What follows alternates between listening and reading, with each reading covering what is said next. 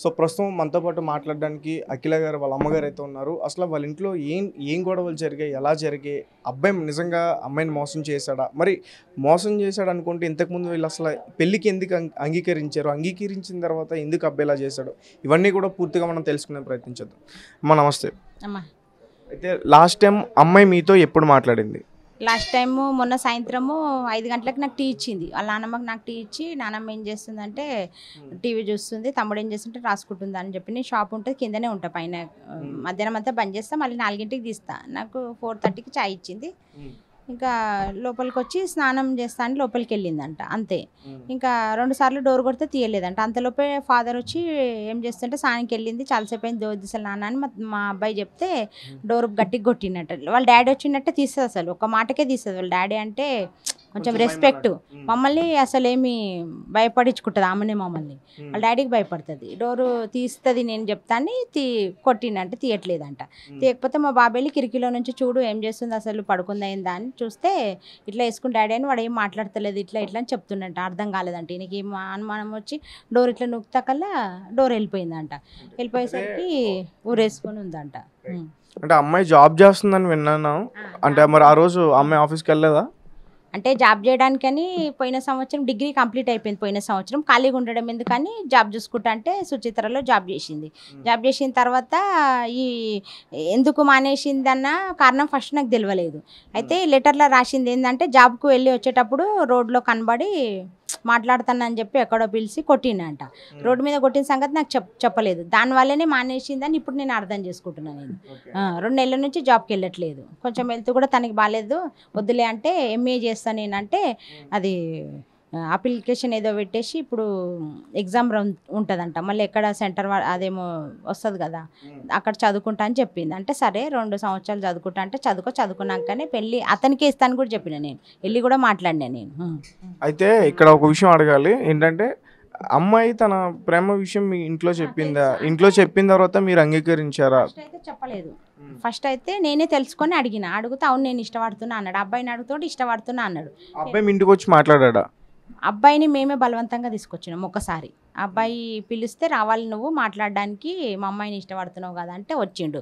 నేను మా తమ్ముడు మా ఆయన కలిసి ముగ్గురం అడిగినాం. అబ్బాయితో పాటు వాళ్ళ పెద్దలు ఎవరు వచ్చారు? ఆ రోజు ఎవ్వరు రాలేదు, ఒక్కడే వచ్చిండు. అంటే మేము పెద్దవాళ్ళని మేము ఏం అనలేదు, ఎందుకంటే పిల్లలు తప్పు కదా ఇది. మా అమ్మాయి నేను ఇష్టపడుతున్నా అని చెప్పిన, అతను కూడా నాకు చెప్పాలి కదా అని మా ఇంటికి రమ్మంటే వచ్చిండు. రాకపోతే నేను ఇంటికి వస్తా అని చెప్తే వచ్చిండు. వస్తే అడిగినాం, అంటే నేను ఇష్టపడుతున్నా అని ఆమె చెప్పింది. అబ్బాయి బలవంతంగా మీరు తీసుకొచ్చారా లేదా మీ అమ్మాయి బలవంతంగా ఇక్కడ తీసుకొచ్చిందా? లేదు, మేము చెప్తే వచ్చేస్తాడు, చెప్తే వచ్చిండు. బలవంతంగా ఇట్లా లాక్కా రావడం అట్లా చేయలేదు మేము. ఒకసారి రామ్మ ఇంటికంటే పిల్లలతో చెప్తే వచ్చిండు. వస్తే అడిగినాం మేము, మా తమ్ముడు నేను మా ఆయన కలిసి.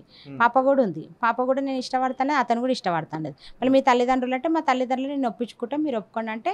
ఇప్పుడు పాప అప్పుడు చదువుకునేటప్పుడు 7-8 సంవత్సరాలు అంటే ఆమె 10th ఉంది, అప్పుడు చదువుకుంటుంది కాబట్టి చదువు అయిపోయాక చేసుకుందూరు అంటే. అబ్బాయి ఏమంటే మా చెల్లె కూడా ఉంది కదా, పెళ్ళి అయిన తర్వాత చేసుకుంటా, మా తల్లిదండ్రులు నేను ఒప్పించుకుంటా అన్నాడు.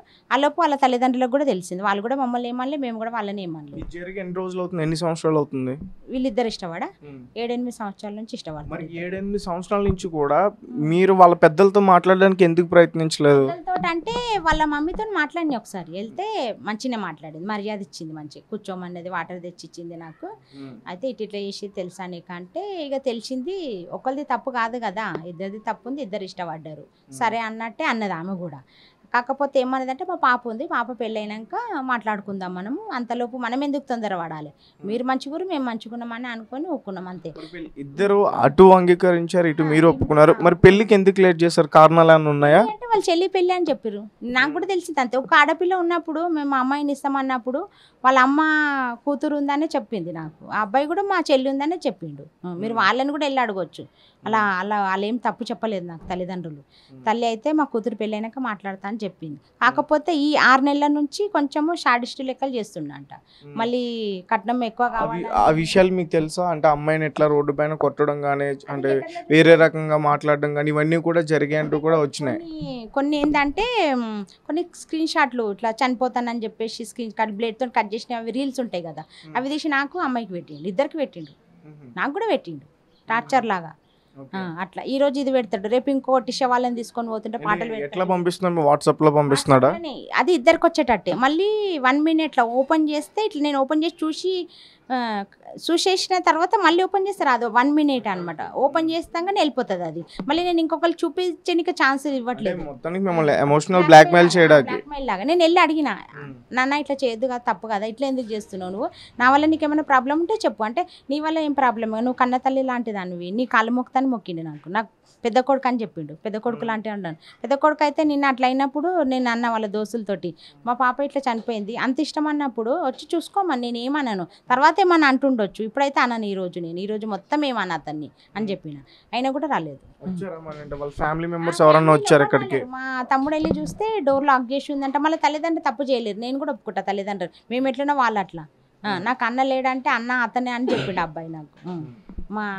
మా డాడీ నీకు అన్న అంటే సరే ఒప్పుకున్నాను నేను. అంటే ఈ 6 నెలల నుంచి కూడా అమ్మాయి ఇలా పరిస్థితి ఇట్లా ఉంది, అబ్బాయి ఇట్లా బిహేవ్ చేస్తున్నాడు, మీతో కాకుండా మీరు మీ హస్బెండ్ తో షేర్ చేస్తారా ఈ విషయాన్ని?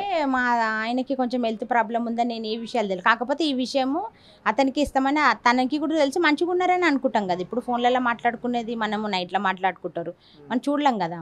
మేము ఆయన అలసిపోయి వస్తాడు, పడుకుంటాం, మేము పాప పడుకుంటుంది, నైట్లో ఎప్పుడో ఫోన్ మాట్లాడుకుంటాం, అవన్నీ మనం వినం కదా. మంచిగా రమ్మంటే మంచిగా ఉన్నానే చెప్పింది, ఇద్దరు మంచిగా ఉన్నది. కాకపోతే 6 నెలల నుంచి స్క్రీన్ షాట్లు నాకు కూడా పెట్టిండు.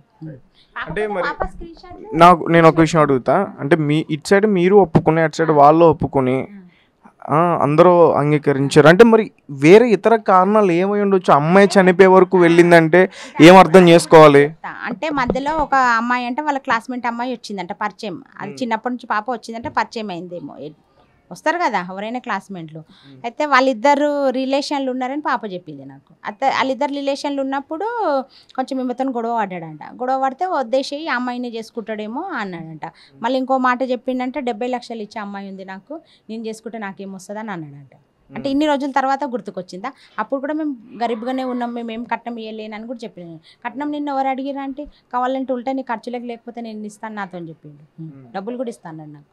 అంటే అబ్బాయి వాళ్ళది ఎక్కడెక్కడైనా అయినా మేము గిఫ్ట్లు కూడా ఒక్కటి కూడా ఏ వస్తువు కూడా తీసుకోవద్దని చెప్పిన. అతన్ని కూడా అడగండి, ఒక్క వస్తువు కూడా ఇవ్వలేదు నాకు, ఒక్క వస్తువు కూడా మేము తీసుకోలేదు అతని దగ్గరికి నుంచి. కనీసం బర్త్డే గిఫ్ట్ కూడా ఇవ్వద్దని చెప్పిన, నేను ఇవ్వలేదని కూడా చెప్పిండు అతనే నాకు. కాకపోతే డబ్బులు బాగా ఖర్చు పెడతాడు, వినాయకుల్ని తీస్తాడు, 3 లక్షలు ఖర్చు పెడతాడు, బర్త్డేలు చేసుకుంటాడు, 2 లక్షలు ఖర్చు పెడతాడు. అట్లా డబ్బు ఆశ ఉంది బాగా, డబ్బు ఖర్చు పెట్టడంలో ఉన్నాడు అతను. మా దగ్గర డబ్బు లేదు, మరి అట్లానే మళ్ళీ అందరి దగ్గర డబ్బు ఉంది, వీళ్ళ దగ్గర డబ్బు లేదని మళ్ళీ ఇంకేం వేధించిండు లోపల నాకు తెలియదు. అమ్మాయిని కొట్టాడు అని చెప్పేసి అంటున్నారు కదా, ఆ విషయం మీకు ఎలా తెలుసు? మీకు ఎవరు చెప్పారు? లెటర్లో రాసిందంట. లెటరు మేము చదవలేదా లెటర్? నేను ఇంగ్లీష్ చదవడం నాకు రాదు. అయితే మా పాప చనిపోయినప్పుడు నేను షాప్లో ఉన్నా, పైనుంచి వచ్చేసరికి మా హస్బెండ్ తీసేసరికి అతనేమో పట్టుకొని పాపని పిలిచి షాప్లో పెట్టిందా లెటర్? షాప్లో ఉంటా, లెటర్ నేను షాప్లో ఉంటాను, నేను షాప్ చూపించుకుంటా. అతను డ్యూటీ నుంచి వచ్చిండు, పైన వాళ్ళే ఉన్నారు. మా బాబు వచ్చి రమ్మంటున్నాడు నన్ను, ఇలా అని పిలుస్తున్నాడు, షాప్ బంద్ చేయ అంటున్నాడు. చెప్పడానికి రావట్లేదు అతనికి. మా అత్తమ్మ ఏమైనా అయిందేమో, మా అత్తమ్మ కూడా ఉంటుంది, ముస్లామికి ఏమైనా అయిందేమో పిలుస్తుండేమని నేను కింద షాప్ వదిలేసి పక్క మీకు తాళం ఏమని చెప్పేసి పైకి వచ్చేసేసరికి పాపని దించి మా ఆయన పిలుస్తుండు పాపని, లేవు అని.